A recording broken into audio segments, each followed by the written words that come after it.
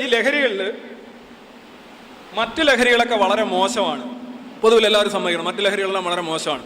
മദ്യപാനം നിർത്തറ, പുകവലി ആരോഗ്യത്തിന് ഹാനികരം, ലങ്സ് ക്യാൻസർ ഭയങ്കര പ്രശ്നമാണ്, എല്ലാവരും പറയുന്ന കേൾക്കാം. മയക്കുമരുന്ന് പുനരധിവാസ കേന്ദ്രം, പോട്ട ഒക്കെ സർക്കാർ തലത്തിൽ ഇപ്പോൾ സ്പോൺസർഡാണ്. ഇതിനെതിരെ എല്ലാം പ്രചരണമുണ്ട്. പാർട്ടി ലഹരിക്കെതിരെ കുറേ സാംസ്കാരിക നായകന്മാരെങ്കിലും സംസാരിക്കും. പക്ഷെ ആരും സംസാരിക്കാത്തൊരു കാര്യമാണ് ഈ മതലഹരി. യഥാർത്ഥത്തിൽ ഏറ്റവും അപകടകരമായിട്ടുള്ള ഈ ലഹരി മനുഷ്യനെ പോലും കാണാൻ വയ്യാത്ത അവസ്ഥയിലേക്ക്, ഏത് ലോകത്താണ് ജീവിച്ചിരിക്കുന്നതെന്ന് തിരിച്ചറിയാൻ വയ്യാത്ത അവസ്ഥയിലേക്ക് മനുഷ്യനെ ബാധിക്കുന്ന ഈ മസ്തിഷ്ക വൈറസിനെതിരെ ആർക്കും ഒന്നും പറയാനില്ല. അതാണ് യഥാർത്ഥത്തിൽ പല ഈ ലഹരികളുടെ എല്ലാം അമ്മയാണ് അല്ലേ, എല്ലാ ലഹരികളുടെയും അമ്മ ആണ് യഥാർത്ഥത്തിൽ മതലഹരി എന്ന് പറയുന്നത്. അതിന് ഒരു ഉദാഹരണം പറഞ്ഞുതരാം. മതലഹരിയേക്കാൾ വലിയ ലഹരിയായിട്ട് മനുഷ്യൻ കരുതുന്നത് സ്പിരിച്വലിസം ആണല്ലോ. നിങ്ങൾ എന്തെങ്കിലും ഒരു സ്പിരിച്വലിസ്റ്റ് അല്ലെങ്കിൽ ഒരു മദ്യപാനി അവൻ്റെ അടുത്ത തലമുറയെ കൂടെ മദ്യപാന്മാരാക്കാനായി അനുസ്യൂതമായി പ്രയത്നിക്കുന്നത് കണ്ടിട്ടുണ്ടോ എവിടെയെങ്കിലും? ഞാൻ അടിച്ച് ഇനി എൻ്റെ മക്കളും അടിച്ച്, അത് എൻ്റെ ഒരു ആഗ്രഹം അതാണ് എന്ന് പറയുന്ന അമ്മമാരെയോ അച്ഛന്മാരെയോ നിങ്ങൾ കണ്ടിട്ടുണ്ടോ? നിങ്ങൾ എന്തെങ്കിലും മദ്യപാനത്തെക്കുറിച്ച് വിമർശനങ്ങൾ ഉയരുമ്പോൾ അവർക്കെതിരെ കൊലക്കത്തിയുമായി പാഞ്ഞെടുക്കുന്ന മദ്യപാനികളെ കണ്ടിട്ടുണ്ടാകും. നീ മദ്യപാനത്തെക്കുറിച്ച് പറയരുത്, അവർ എന്ത് പറഞ്ഞാലും ഞാൻ സഹിക്കും, നീ മദ്യപാനത്തെക്കുറിച്ച് പറയരുതെന്ന് പറഞ്ഞ് അവർക്കെതിരെ പാഞ്ഞെടുക്കുന്ന മദ്യപാനികളെ നിങ്ങൾക്ക് കാണാൻ കഴിയില്ല. പക്ഷെ മറ്റേ ലഹരിയുടെ കാര്യത്തിലോ അങ്ങനെയുള്ള ആളുകളാണ് മഹാഭൂരിപക്ഷവും.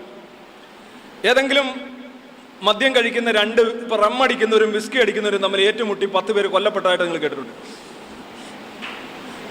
അങ്ങനെ ഒരു വാർത്ത എവിടെയെങ്കിലും കേട്ടിട്ടുണ്ടോ? രണ്ടും ലഹരിയാണ്, പക്ഷെ എത്രമാത്രം ഭീകരമാണ് രണ്ടാമത്തെ ലഹരി നോക്കുക. എവിടെയെങ്കിലും ഇപ്പൊ റമ്മ അടിക്കുന്നവരെ അവനെന്തോ വിസ്കി അടിക്കുന്ന അവനോട് യാതൊരു അവന് പെണ്ണു കൊടുക്കില്ല, നീ വിസ്കി അടിക്കുന്നവന്റെ വീട്ടിൽ നിന്ന് പ്രേമിച്ചോടാ എന്ന് ചോദിക്കുന്നത് കേട്ടിട്ടുണ്ടോ? ഇല്ല. ഒരു ലഹരിയാണ്, പക്ഷെ എത്ര ഇതുമായിട്ട് കമ്പയർ ചെയ്യുമ്പോൾ. ഇനി ഏതെങ്കിലും വിസ്കി അടിക്കുന്നവർ ഞങ്ങൾക്ക് സാമൂഹ്യമായിട്ടുള്ള സംവരണങ്ങൾ വേണം, അവകാശങ്ങൾ വേണം, സ്ഥാപനങ്ങൾ വേണം, സ്വാശ്രയ മെഡിക്കൽ കോളേജ് വേണമെന്ന് ഏതെങ്കിലും മദ്യപാന്മാർ ആവശ്യപ്പെടുന്ന നിങ്ങൾ കേട്ടിട്ടുണ്ടോ? അവർ ലഹരിക്കടിമയാണ്, പക്ഷെ അവരൊരിക്കലും അങ്ങനെ ചെയ്യാൻ സാധ്യതയില്ല. ഏതെങ്കിലും ഈ മദ്യപാനികൾ പൊതുവിൽ അവർ ലഹരിക്കടിമയാണെങ്കിൽ അവർക്ക് ലോകത്തുള്ള എല്ലാ പ്രശ്നങ്ങളിലും പരിഹാരം തങ്ങൾക്കുണ്ടെന്ന് മദ്യപാനികൾ പറയാറില്ല. പക്ഷേ മറ്റേ വിഭാഗക്കാർ ആലോചിച്ച് നോക്ക്, ലോകത്തുള്ള അറിഞ്ഞതും അറിയാത്തതും അറിയാനുള്ളതുമായ എല്ലാ പ്രശ്നങ്ങളുടെയും പരിഹാരം തങ്ങളുടെ ഉണ്ടെന്നും തങ്ങൾ അറിയേണ്ടത് എന്തോ അതാണ് തങ്ങൾ അറിഞ്ഞിട്ടുള്ളതെന്നും വാദിക്കുന്ന ഒരു കൂട്ടരാണ് ഇവരുള്ളത്. So normally the drunkards they don't claim to solve all problems. മറ്റൊരു കാര്യം, മദ്യപാനികൾ ഒരിക്കലും ഇത് ഞാൻ അടിക്കും പക്ഷെ അത് ഇത് ശരീരത്തിന് അത്ര നല്ലതല്ല എന്ന് പറയുന്നവരാണ് ഒരുമാതിരിപ്പെട്ട ആൾക്കാരല്ല. അടുത്ത തലമുറ കൂടി അതിന് വീഴരുത്, ഞാൻ അടിക്കും പക്ഷെ നീ അടിക്കരുത് എന്ന് പറയുന്നവരാണ് മദ്യപാനികളിൽ നല്ലൊരു പങ്ക്. ബോധമുള്ളവർ, ഇല്ലാത്തവരുണ്ടാകാം. പക്ഷെ മതവിശ്വാസികളുടെ കാര്യം, ഞാൻ അടിക്കുന്നു നീയും അടിയടാ എന്നാണ്. നീ അടിക്കാൻ വേണമെങ്കിൽ നിനക്ക് വേണമെങ്കിൽ ഒരു ഈ പെന്തക്കോസ്റ്റുകളൊക്കെ പറയണം ജോലി സഹിതമാണ് കൊടുക്കുന്നത്. ഒരു മതത്തിൽ നിന്ന് വേറെ മതത്തിലേക്ക് കൊണ്ടുവരാനായിട്ട് ജോലി സഹിതം, മതമാറ്റത്തിനൊക്കെ. ഏതെങ്കിലും സാധാരണ ഇതിൽ മദ്യപാനികൾ വ്യാഖ്യാന ഫാക്ടറി നടത്താറില്ല. നടത്തുന്ന മദ്യപാനികളുണ്ട്, നമ്മുടെ ഇടയിൽ തന്നെ ഉണ്ട്, നമുക്കറിയാം. അവർ പല തർക്കങ്ങളൊക്കെ വരുമ്പോൾ മദ്യം എങ്ങനെയാണ് നല്ലതായത് എന്നുള്ളതിനെക്കുറിച്ച് കുറച്ച് അവിടുന്ന് ഇവിടുന്നൊക്കെ പൊട്ടും പൊടിയൊക്കെ തപ്പിയെടുത്തുകൊണ്ട് വന്ന് അവതരിപ്പിക്കുന്ന ആൾക്കാരുണ്ട്. പക്ഷെ അത്ര വ്യാപകമല്ല. പൊതുവിൽ അത് നല്ലതല്ല എന്നുള്ള ധാരണയാണ് എല്ലാവർക്കും ഉള്ളത്. പിന്നെ അതുപോലെ തന്നെ മദ്യപാനികൾ ഒരിക്കലും മനുഷ്യ രാശിക്കെതിരല്ല, അവരൊരിക്കലും അന്വേഷണങ്ങൾക്കെതിരല്ല, അവരൊരിക്കലും സയൻസിനും എതിരല്ല, അവരൊരിക്കലും പുരോഗതിക്കെതിരല്ല, അവർക്കൊരിക്കലും ലിംഗനീതിക്കും എതിരല്ല. അവർ ഇത്തരം കാര്യങ്ങളിലൊന്നും തന്നെ ഒരു വിധ്വംസകമായിട്ടുള്ള നിലപാട് സ്വീകരിക്കുന്നില്ല. പക്ഷേ മറ്റേ ലഹരി ഇതെല്ലാം നോക്കുക നിങ്ങൾ, എല്ലാ കാര്യത്തിലും നെഗറ്റീവായിട്ടുള്ള, എല്ലാ കാര്യത്തിലും പ്രതിലോമകരമായിട്ടുള്ള, നിരാശാജനകമായിട്ടുള്ള ഒരു ജീർണിച്ച ഒരു ലഹരിയാണ് മറ്റേത്. പക്ഷെ അതാണ് മഹത്തരം എന്ന് പറയുകയും മദ്യപാനം പോലെ താരതമ്യേന നിരുദ്രവകരമായിട്ടുള്ള ലഹരികളെക്കെതിരെ ബോധവൽക്കരണ ക്യാമ്പയിനുകൾ നടത്തുകയും ചെയ്യുന്ന ഒരു സമൂഹത്തിലാണ് നമ്മൾ ജീവിക്കുന്നത്. യഥാർത്ഥത്തിൽ എവിടെയാണ് ബോധവൽക്കരണം നടത്തേണ്ടതെന്നുള്ളതിൻ്റെ കാര്യമാണ് ഞാൻ, ഇതല്ല ഇനി ഒരുപാട് എഴുതാറുണ്ട്. It's against science, against development. മതത്തിൻ്റെ ഡെവലപ്മെൻറ്റ് എന്ന് പറയുന്നത് എന്താണെന്ന് അറിയാമോ? പള്ളി പണിയലും സബ്സിഡി ഉണ്ടാക്കലും, തീർത്ഥാടനത്തിൻ്റെ സബ്സിഡി, അങ്ങനെയൊക്കെയുള്ള സാധനമാണ് അവരുടെ ഡെവലപ്മെൻറ്റ്. ഈവൻ ഡെവലപ്മെൻ്റ് ഉള്ള സമൂഹങ്ങളിൽ തന്നെ പ്രശ്നം ഉണ്ടാക്കുന്നുണ്ട് ആളുകൾ. ഇപ്പോൾ പാശ്ചാത്യ ലോകത്തൊക്കെ യഥാർത്ഥത്തിൽ പള്ളികളൊക്കെ ഒന്നിൽ ലേലത്തിന് കൊടുക്കുകയോ അല്ലെങ്കിൽ മറ്റ് സ്ഥാപനങ്ങളായിട്ട് മാറുകയോ, അയർലൻഡിലാണെങ്കിൽ ഒരു ചർച്ച് ബാർ എന്ന് പറയുന്ന ഒരു സ്ഥലമുണ്ട്. ഒരു ചർച്ചായിരുന്നു, ഇപ്പോൾ അത് ബാറായിട്ട് നടക്കുകയാണ് അയർലൻഡ് ശരിക്കും കാത്തലിക്സിന് നല്ല പ്രാതിനിധ്യമുള്ള ഒരു രാജ്യമാണ്.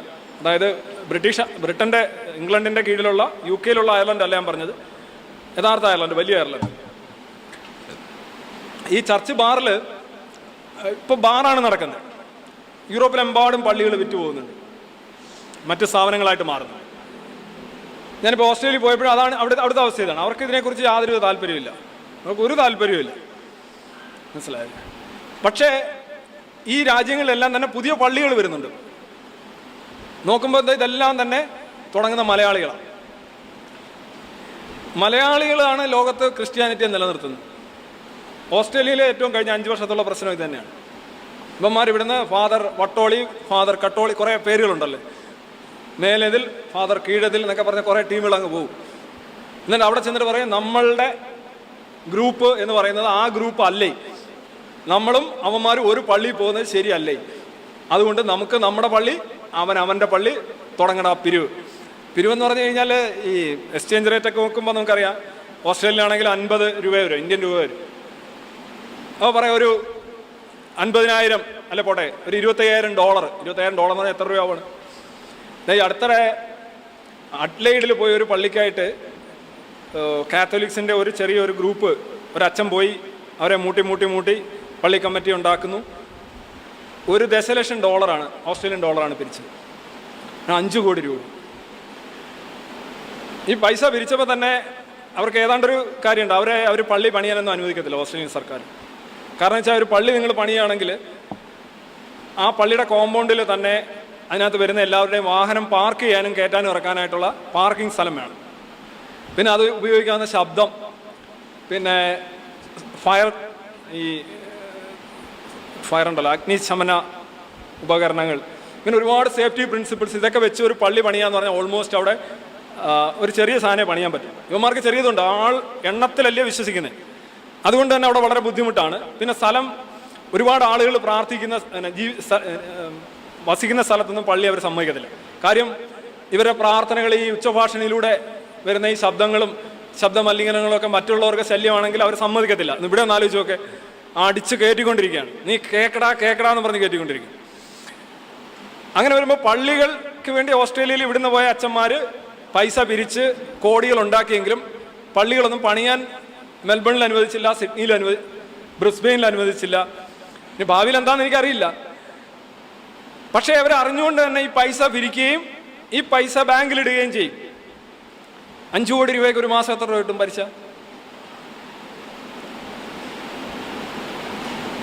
ജസ്റ്റ് ബാങ്കിലുള്ളവരൊക്കെ ഇവിടെ ഇരിപ്പുണ്ടല്ലോ, ഒന്ന് കൂട്ടി നോക്കൂ. ഇതാണ് അവസ്ഥ. പള്ളി പണിഞ്ഞാലും പണിഞ്ഞില്ലെങ്കിലും അത്രയും പൈസ വാങ്ങിക്കാം. എന്നിട്ട് വിമാനം കയറി തിരിച്ചിവിടെ വരുന്ന അച്ഛൻ വിളിച്ചു വയ്ക്കും, ആ പൈസ ശരിയായില്ലല്ലോ, അതിൻ്റെ കണക്ക് കൃത്യമാക്കി ആ അക്കൗണ്ടിൽ, അവൻ ഉദ്ദേശിക്കുന്ന അക്കൗണ്ടിൽ അവൻ മാറ്റിയിരിക്കും. ഓസ്ട്രേലിയയിൽ നടക്കുന്ന അവിടെ അവരുടെ പ്രധാന പരാതി തന്നെയാണ്, ഓസ്ട്രേലിയൻ മലയാളികളുടെ പ്രധാന പരാതി ഇത് തന്നെയാണ്. അയർലൻഡിലും അമേരിക്കയിലും കാനഡയിലും എല്ലാം നടക്കുന്നത്. അവിടുത്തെ പള്ളികളിലൊന്നും നണ്ണാകാനായിട്ട്, NONE തന്നെയാണ് ശരിക്കും, നണ്ണ് ആരും അല്ലാതായി തീരുകയാണ്, മനുഷ്യനല്ലാതായി തീരുകയാണ്. പക്ഷെ അവർ എഴുതുന്ന സ്പെല്ലിങ് NUN എന്നാണ്, NUN, നൺ. ഒരു ജീവിയെ, മനുഷ്യജീവിയെ ജീവനോടങ്ങ് കുഴിച്ചു മൂടുക. അവർക്ക് ചിലപ്പോൾ ഈ സന്തോഷം എന്ന് പറയുന്ന സാധനം ഇല്ല. കന്യാസ്ത്രീകൾക്ക് കേട്ടിട്ടുണ്ടോ നിങ്ങൾ? വിവാഹം പോലെയുള്ള മംഗളകർമ്മങ്ങളിലൊന്നും കന്യാസ്ത്രീകൾ പോരുതെന്നാണ്. ചാക്കാലയ്ക്ക് പോകാം, മരിച്ചു കഴിഞ്ഞാൽ പോവുകയും ചെയ്യും. എന്നുവെച്ചാൽ ഒരു മനുഷ്യനോട് ചെയ്യുന്ന ഒരു പരമമായ അനീതിയാണ്. ഈ കേരളത്തിൽ ജനസംഖ്യ കൂട്ടിക്കൊണ്ടുവരിക, ജനസംഖ്യ കൂട്ടിയിട്ട് അതിനകത്തുനിന്ന് 5 പ്രസവിച്ചോളൂ, ഒരാളെ പള്ളിക്ക് കൊടുത്തോളൂ. ലോകത്ത് ആരും ഈ ക്രൂരത ഇപ്പോൾ ചെയ്യുന്നില്ല. യൂറോപ്പിലെങ്ങും ആർക്കും താല്പര്യമില്ല. 95% വരെ ഇടിവാണ് പല രാജ്യങ്ങളിലും കന്യാസ്ത്രീമാരാവാനായിട്ടുള്ളവരുടെ എണ്ണത്തിൽ. അവിടെ എല്ലാം ഇങ്ങനെ നണ്ണിനെ കയറ്റി, നണ്ണിനെ, NONE. അച്ഛന്മാരെ കയറ്റി വയ്ക്കുന്നതിന് പിന്നെയും കാര്യമുണ്ട്. അച്ഛൻ്റെ പേര് വികാരി ആയതുകൊണ്ട് പിന്നെ പുള്ളിക്ക് കുറച്ച് പ്രിവിലേജസ് ഉണ്ട്. അച്ഛന്മാരെയും ഇല്ല, അമ്മമാർക്ക് അതിന് തയ്യാറല്ല, അമ്മമാർക്ക് അല്ലാതെ തന്നെ അത് കിട്ടും. വികാരിയാകേണ്ട കാര്യമില്ല. ഇപ്പോൾ ഓസ്ട്രേലിയയിലോ മറ്റു രാജ്യങ്ങളിലോ ഇതേ കണക്കുള്ള ലൈംഗിക അരാജകത്വം ഇല്ലാത്തതുകൊണ്ട് അവരാഗ്രഹിക്കുന്ന കാര്യങ്ങൾ അവർ ജീവിക്കുന്ന വേണ്ടത്ര രീതിയിൽ ജീവിക്കാൻ സാധിക്കും. പക്ഷെ ഇവിടെയുള്ള ആളുകൾക്ക് വികാരി എന്നുള്ള പേരുമുണ്ട്, അതിന് അനുവാദമില്ല. അതുകൊണ്ട് തന്നെ അവിടെ ഈ പാശ്ചാത്യ ലോകത്ത് വികാരിയാവാൻ ആർക്കും താല്പര്യമില്ല. കാര്യം അല്ലാതെ തന്നെ വികാരി ആയാൽ എന്തൊക്കെയാണോ നമുക്ക് കിട്ടാൻ സാധ്യതയുള്ളത് അതൊക്കെ അവർക്ക് ലഭ്യമാണ്. മനുഷ്യൻ്റെ കാര്യമല്ലേ ഇതെല്ലാം. നിങ്ങളൊരു പേരിങ്ങനെ നെയിം ബോർഡ് വെച്ചും ചൊല്ലി നിങ്ങൾ ആളൊന്നും മാറത്തൊന്നുമില്ല.